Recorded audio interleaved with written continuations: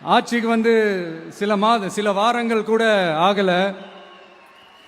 6 மாசம் அமைதியா இருப்போம்னு சொன்னவங்களாம் 6 நாள் கூட அமைதியா இருக்க முடியல.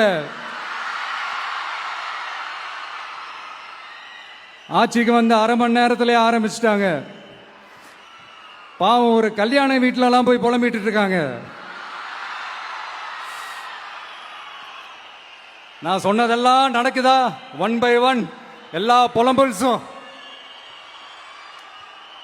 அது மாதிரி இத்தனை வருஷமா மாத்தி மாத்தி உங்களை ஏமாத்திக்கிட்டு இருந்த இந்த 2 பேரையும் வேண்டாம்னு சொல்லி ஒதுக்கிட்டு உங்களுக்காக உண்மையா உழைக்க வந்த உங்க விஜய, உங்க அண்ணன, உங்க தம்பிய முதல் அமைச்சரா இல்ல முதல் சேவகனா ஆக்கியிருக்கிறீங்க.